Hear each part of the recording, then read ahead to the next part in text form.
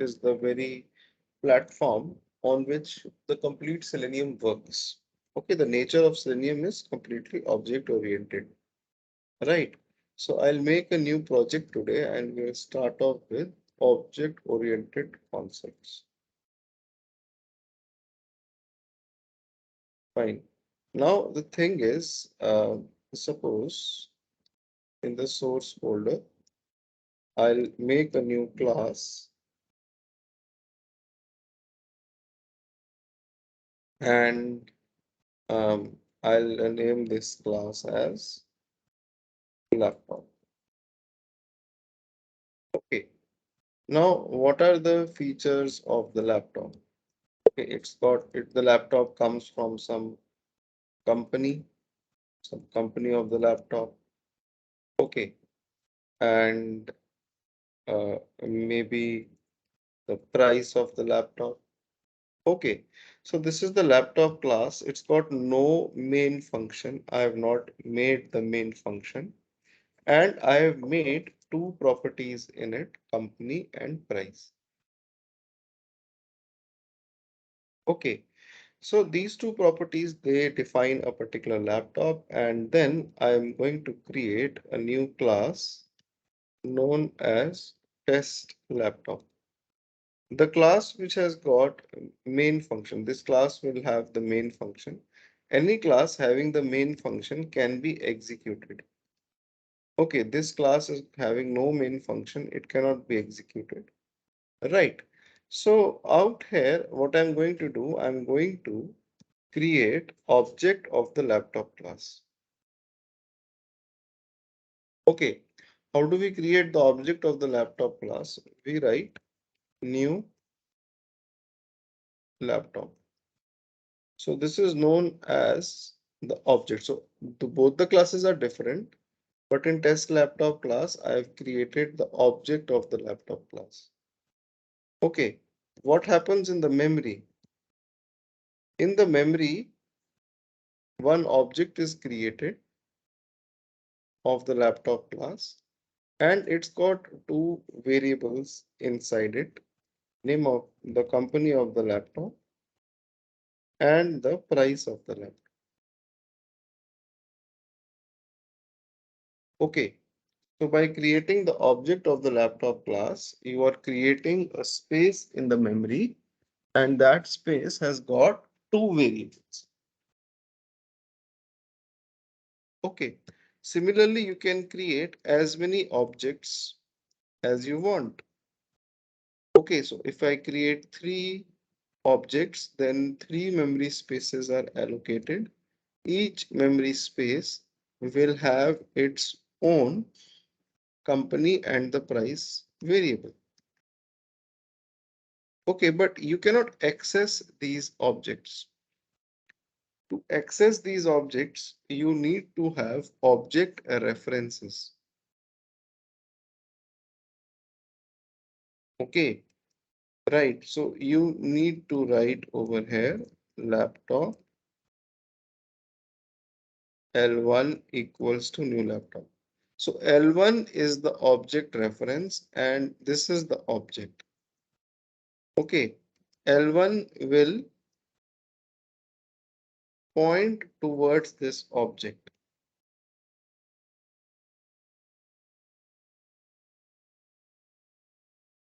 Okay, so L1 is going to point towards this object.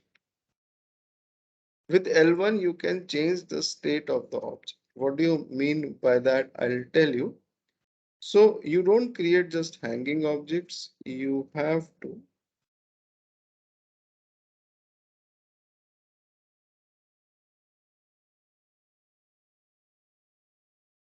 L1, L2, L3.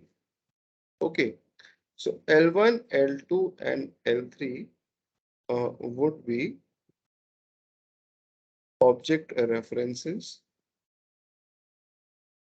pointing towards the objects.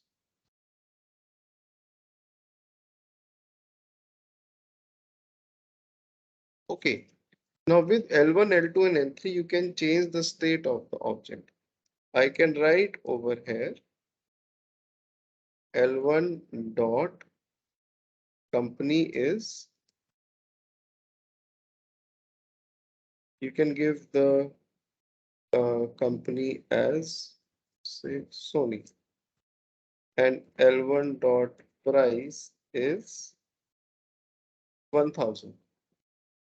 So what will happen is this object over here, it will have the company name as Sony and the price as 1000, right?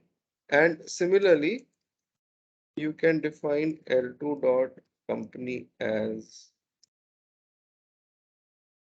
HP and price as 2000, right? And L3 dot company as Apple and L3 dot price as 3000. So every object would have a different name and the price. Okay, this is HP 2000 and this is Apple 3000. Okay, if you look at the laptop class, then laptop class is just a simple single class with just two variables. But by creating the objects of this class, I can define a different value to these variables for every object. Okay, right. Now, if I print over here,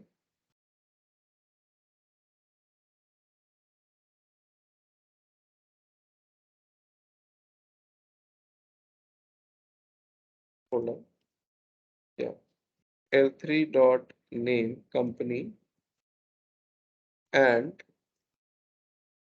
L3 dot, if you put a dot, you will see the variables, okay, the price. Okay, and if I do it for all the three objects, it's going to print the company and the price. Pretty simple. Okay, not a very big deal, right? Okay, so we can define objects and we can initialize them to certain variables.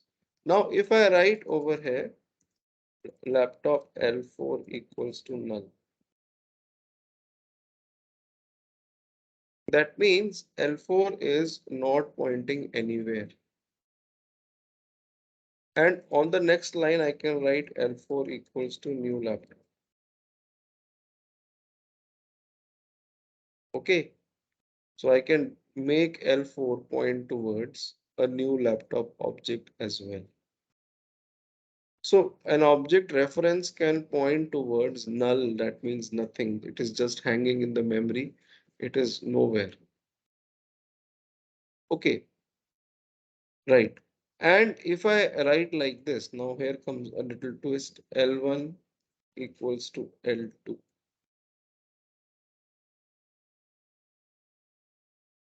What will this mean? This means that now L1 is going to point to the location where L2 is pointing. So in the memory, L1 is removed from here and L1 goes over here. So if I print, now both L1 and L2 are pointing towards the same object. Okay, if I print L1 dot company demarcating line. Okay, so what will this print? For L1 and L2, it both will print HP. Okay, because both of them are pointing towards the same object. Both of them can change the state. If any one of them change the state of the object, then the next one will get the latest. Okay, for example, If I write L1 dot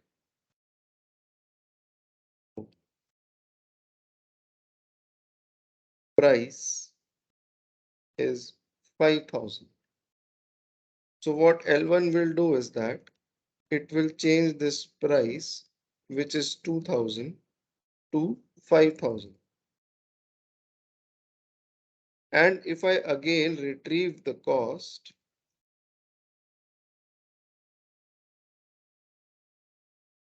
so you will see that when you run this, it returns 5,000 for both of them. Okay, so object and object references, they are different. Objects, they are there in the memory, they'll be there, but object references can push from one object to another object. Okay, right, with object references, you can change the state of the object, and one object can have multiple object references. This is possible. Okay, now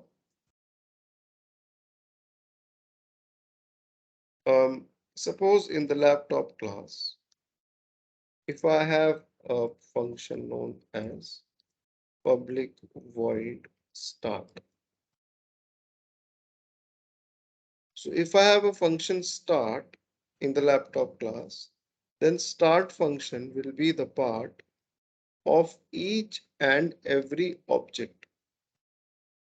Each and every object can call the start function. Fine. I can write it like this: L1 dot start, L2 dot start, L3 dot start. I can call these this each object can call the start function. And in the start function, okay, if you hold the control button of the keyboard and keep it on hold, and if you move the mouse over start, it will look like a link. You click on it and the start function will open. You can navigate from one file to another file like this. Okay, so if you look at the start function, you can print starting laptop, and you can print the company of the laptop. So when L1 will call the start function, it will print the company of L1, L2 will print the company of L2, and like that. Right. So all the three can call the start function, but you see, both of them are printing HP because L1 and L2 are from HP, and third one is printing Apple. Okay, so we can create objects. To objects, we define object references. With object references, you can initialize the objects as well. You can print the object variables, and you can change the object reference from one point to another point or one object to another object depending on your requirement. And you can also access functions inside the class with object references. So technically this variable is known as non-static global variable. Okay, this variable is also known as non-static global variable. And this function is known as non-static function. Now, what do you mean by static? Okay, suppose I have a variable over here, int number of processors. Okay, now every laptop has one processor. So when you initialize this, okay, this variable number of processors, okay, this variable would be there inside every object. Okay, this variable would be there inside every object.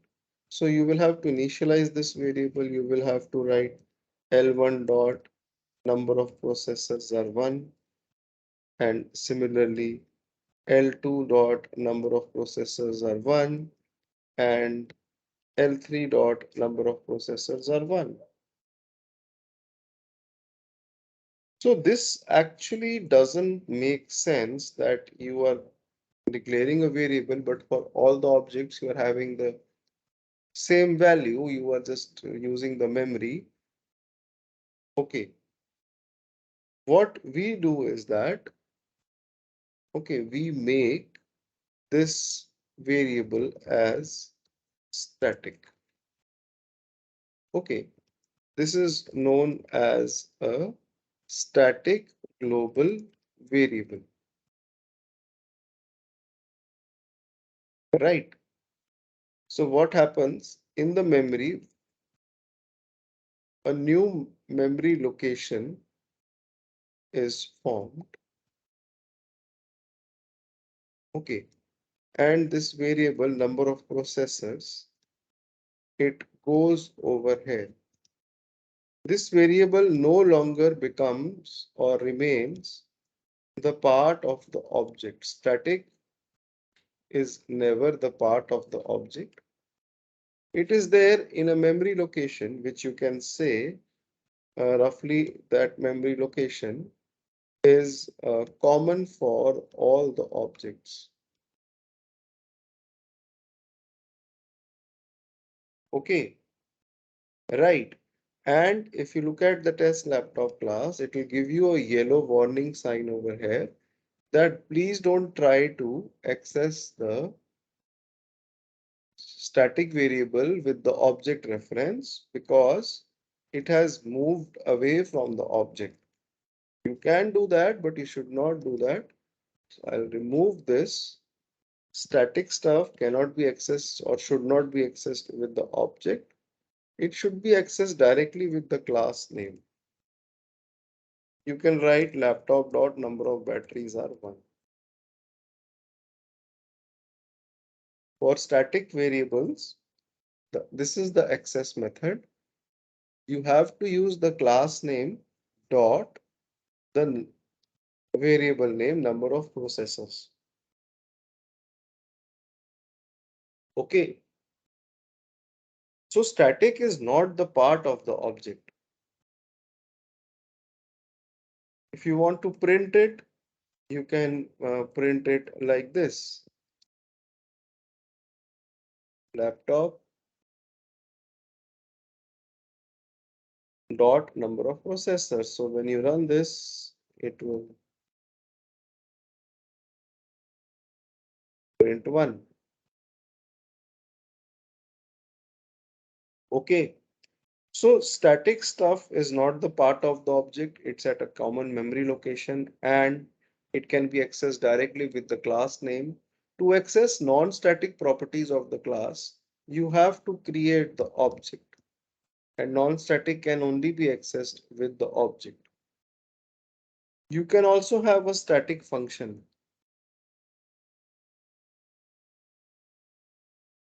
Okay, and you can like have a static function public void uh, say print, and I will just print over here number of processors are, and you can print number of processors. So you can call this print function from anywhere, but you will have to call it with the name of the class.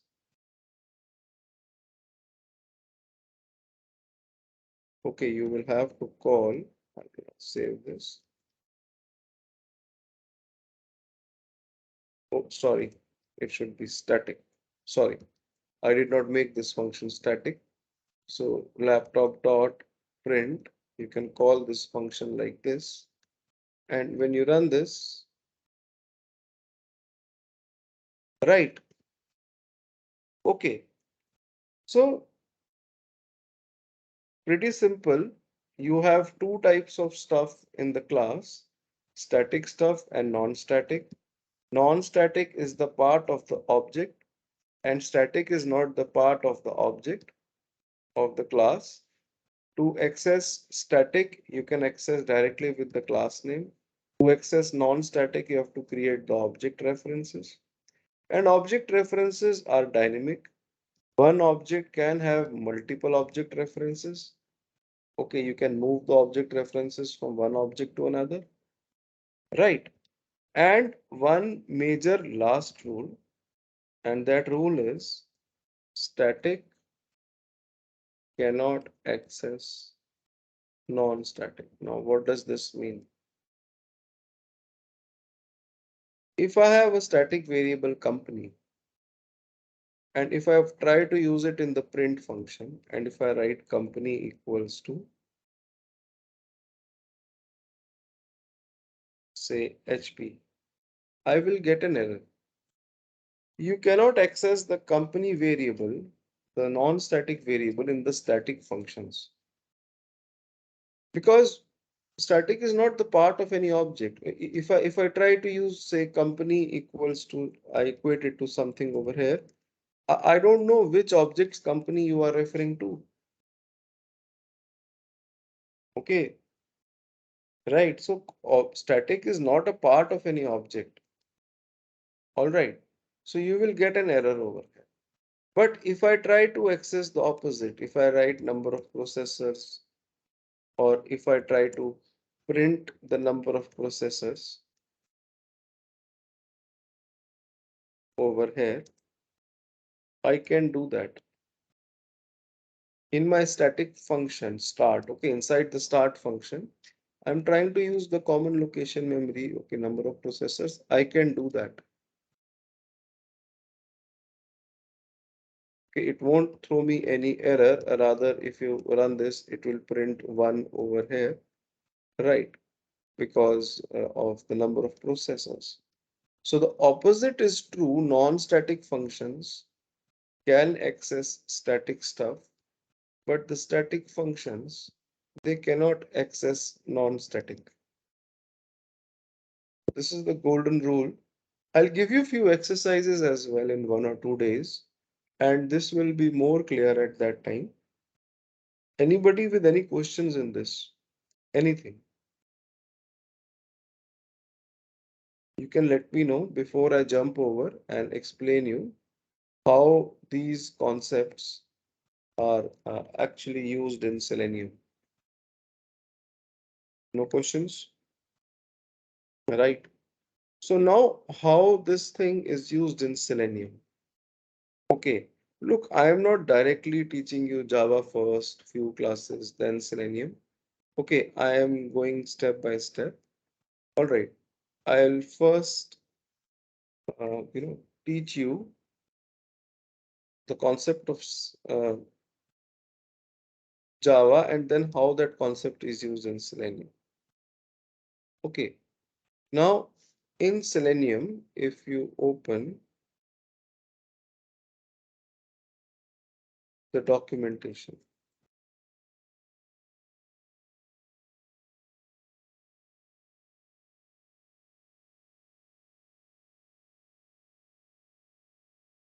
if you go to the API docs and go to the frames view, you will see that these are all the classes, right? Pre-existing classes, right? And if you look at here, there will be something known as WebDriver written. You click on this, and these are the driver classes of Selenium. Each driver class, it represents a particular browser. For example, Chrome driver, it represents Chrome. Firefox driver, it represents Firefox browser. Right, so there are different driver classes like remote web driver. This is used in case of Selenium Grid when you have to run the test cases parallelly. Right, you have got Safari driver for Safari, but this is unstable, doesn't run so good. Okay, so these are the individual classes. Okay, if I click on Firefox driver class, it will explain you about Firefox driver and what all methods and functions you have in this class. Okay, we'll do these gradually, right? But to work with Firefox driver, right, I'll just make a new class known as Selenium Basics, right, with the main function,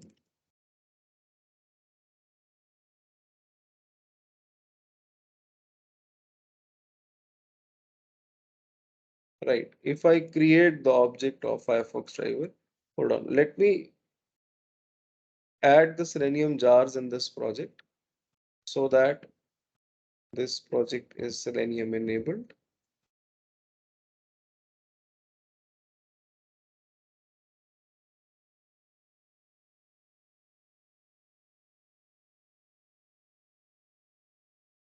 Right. So if you create the object of Firefox driver, look in Eclipse, if I just write FIRE and hit Control space bar, you will get the names of all the classes starting with this word. Okay, you can keep on typing and it will be coming. So just a quick question. Yes, So shall we add jars, Selenium jars in module path or class path? class path. Class path. Okay, good. Thanks. So Firefox driver class is imported. Okay, by chance, if it is not imported from the jar, you can move the mouse and you will see the option to import. Okay, so if you run this program, you will see that you will get some error, session not created or something. Look, in order to work with Firefox, okay, I've created the object of this class Firefox driver. You will have to download few one exe. Okay, you go to the Selenium website, go to the downloads section, and hold on.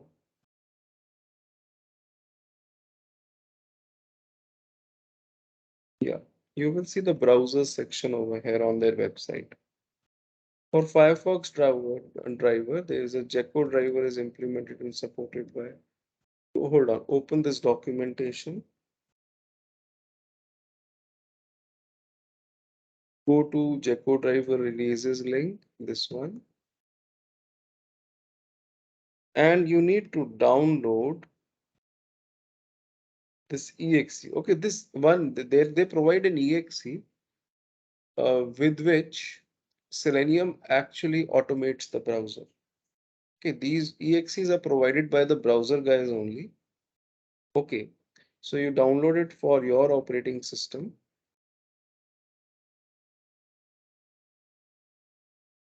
and this is the one. And this is the exe. Go and keep this exe.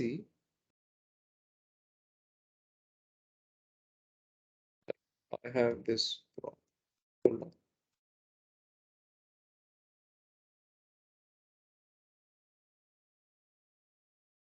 Oh, 1 minute, guys. Just hold on.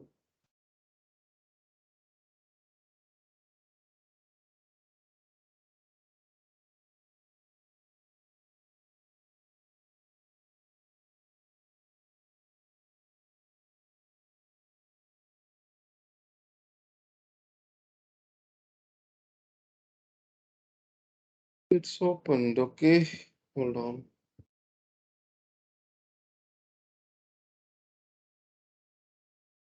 At times, that keeps the exe on. Okay, just a minute.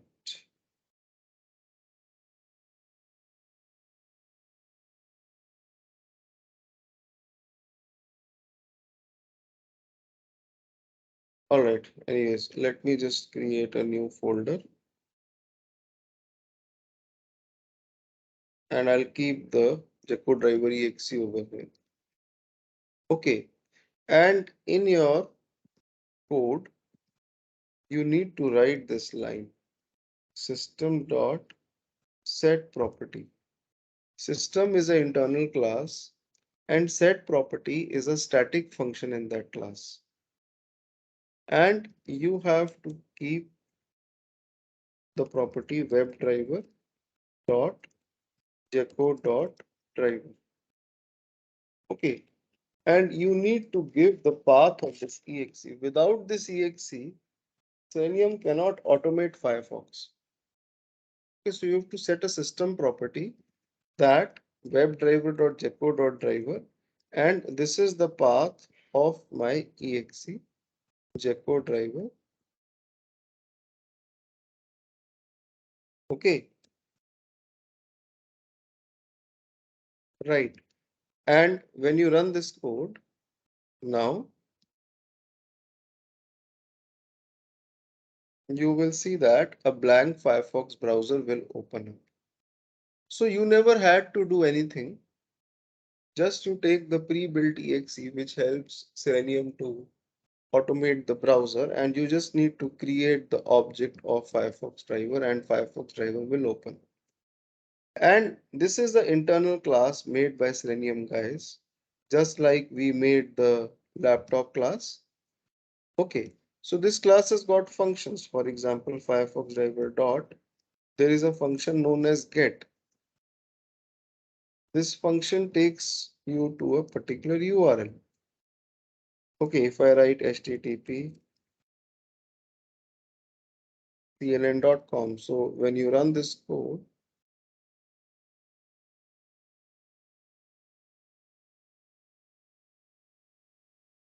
so this will take you to CNN website. So it's automatically opening the browser, taking you to a certain website. So everything is built in Selenium. Selenium has everything inbuilt. You just have to learn what are the commands. One more thing, guys, in this, the protocol is important. If you, it's not like UFT or QTP. In QTP, it's not important. Right. You can ignore this and you can simply write cnn.com. Right, but in this, the protocol, this won't work. Okay, it will give you some error, so you have to give the protocol. If you have to get the title of the web page, you can write driver or sorry, Firefox driver dot get title. So this will give you the title. So there are lots of functions in Firefox driver. We will look at these. Right. So if you run this, okay, so everything is inbuilt in Selenium. Selenium is just a tool which will interact with the browser. It will not generate any reports or anything. You must be seeing we are not generating any reports or test cases. Right. So you see this the title. Okay. Now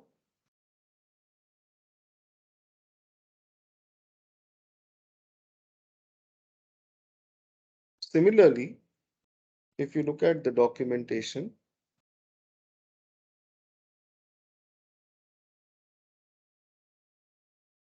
you have got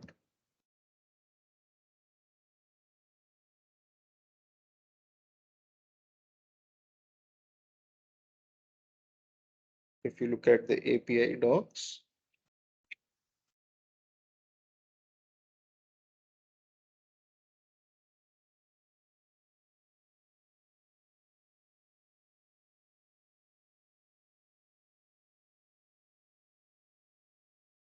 you have the Chrome driver class. This is responsible for automating the browser Chrome. Right. So you just need to create the object of this particular class. Right. I'll comment these lines. If you hit control slash of the keyboard, then multiple lines can be commented. Right. Control slash. Okay. And if you run this, this will give you an error because you need to give the path of exe in case of Chrome as well.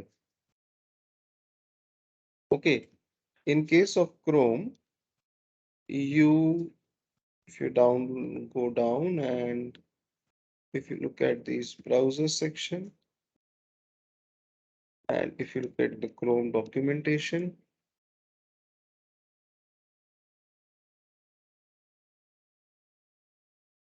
right, you'll have to check the version of Chrome on your machine. Okay, hold on. You can go to help about Google Chrome. The version is 5060.114. Okay, and over here, okay, all versions available in downloads, control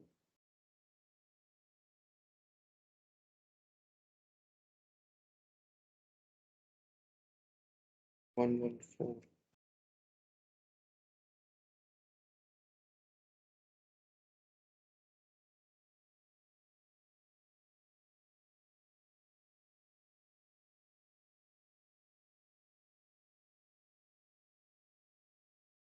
Okay, I have 5060.53. Okay, but not 114. It's 103. For Chrome version 103. Okay, I'll take this one and you download the exe from here. Right. And if it doesn't work, then you have to obviously get some other exe. Right. I'll copy this exe and paste it at the same location and give the command, the same command system dot set property, but instead of Gecko, you have to write webdriver.chrome.driver and you will have to write Chrome driver exe. Right. And when you run this, you see the Chrome browser opens. Right. And you can automate Chrome. You can write Chrome driver.get to some website.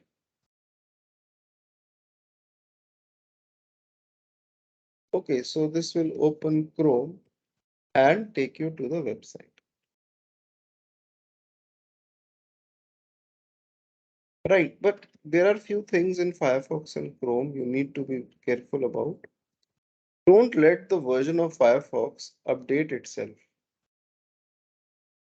Okay, go to settings and go to update in case of Firefox. Select this option, check updates, but let you choose to install them.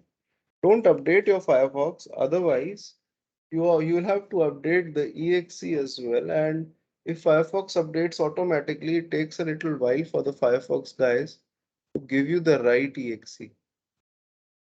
Okay, similarly for the Chrome guys, but in Chrome you cannot control the updation. It automatically updates itself. In Firefox, you can at least have the option that you can check for updates and you can avoid the updates. Right. Otherwise, you have to download these exes. And these exes, they take a little while. Okay, once the browser updates itself, those guys also the browser guys, because these exes are provided by the browser guys. So once the browser updates itself, the browser guys also take a little while to update these exes and release them in the market. Okay, right. So keep the automatic updates off for browsers. Fine. In case of Edge, okay, you have got Edge driver. Look, Edge is nothing but it's ultimately Chrome only these days. the Chromium engine is running behind Edge, right? And in Edge, if you go to settings and no, sorry, if you go to help and feedback about Microsoft Edge, you will get the version.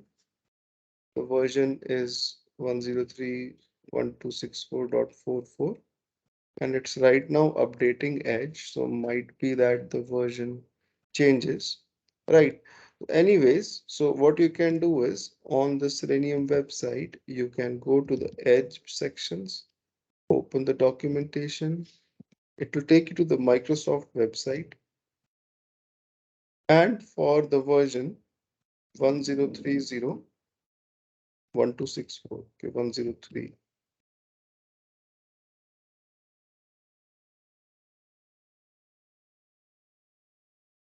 Okay, for they have the latest exe till 37th version. And right now the version is .44, so maybe I'll try my luck with this exe. Fine. So you download this and you keep it.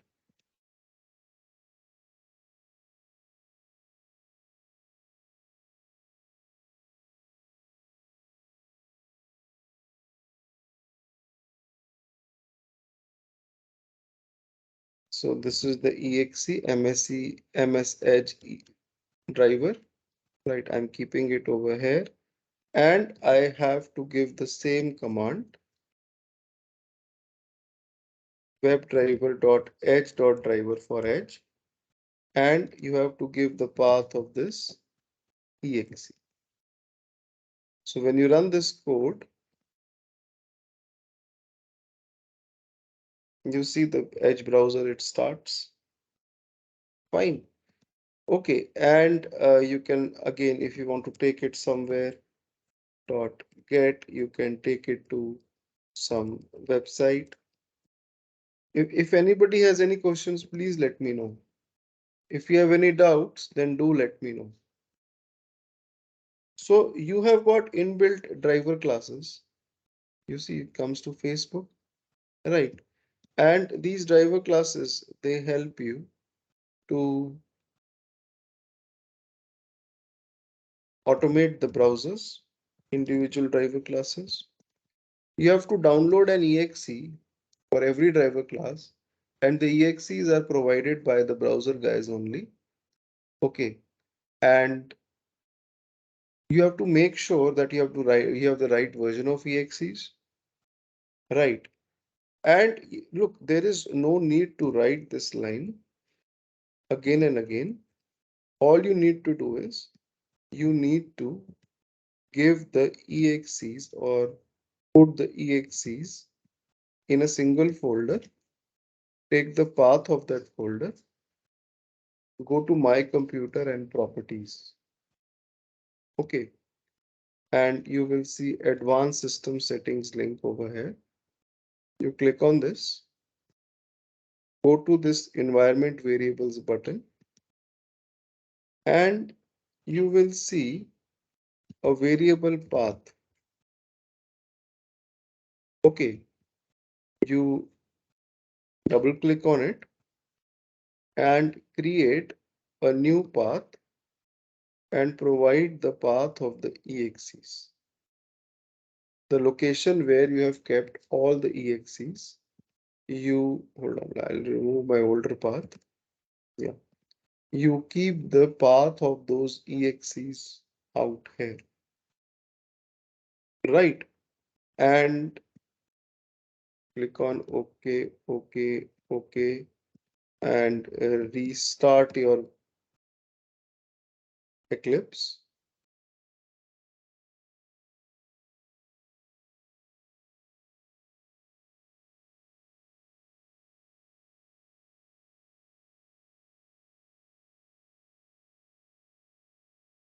Right. And when you run this program,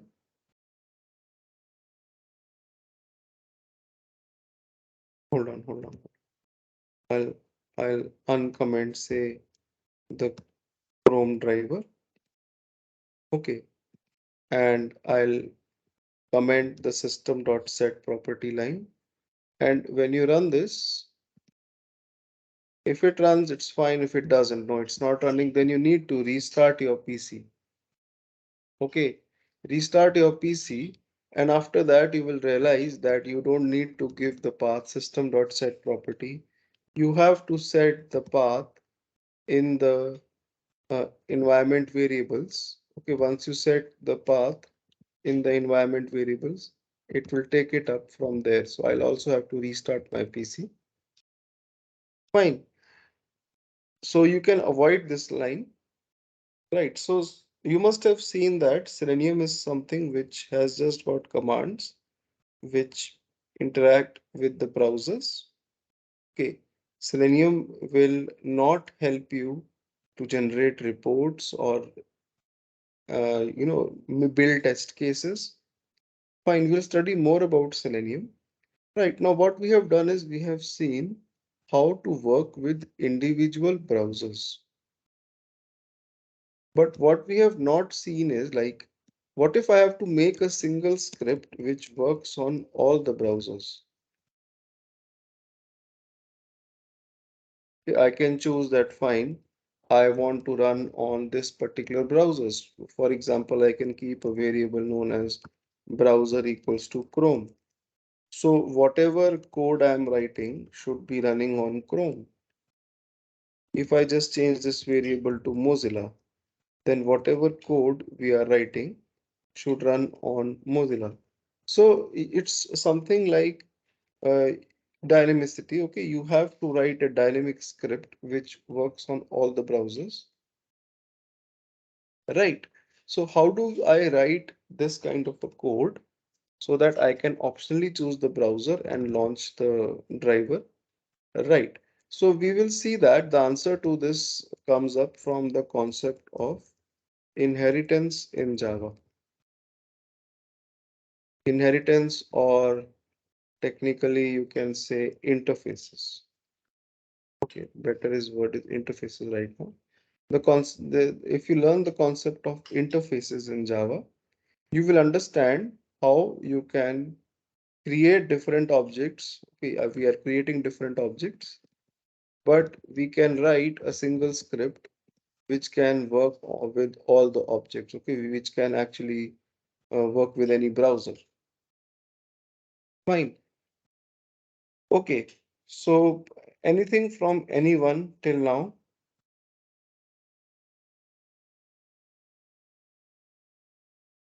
Anything? I'll stop here. Okay, we'll start off with interfaces tomorrow and we will see how interfaces can be used. I will mail you the recording. Okay,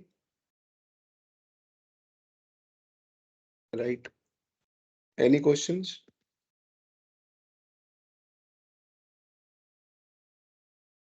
Yeah, in the meeting invitation which we sent, the recording actually comes up in that meeting, in that invitation.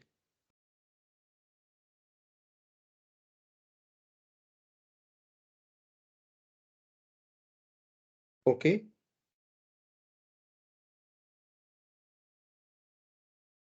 right.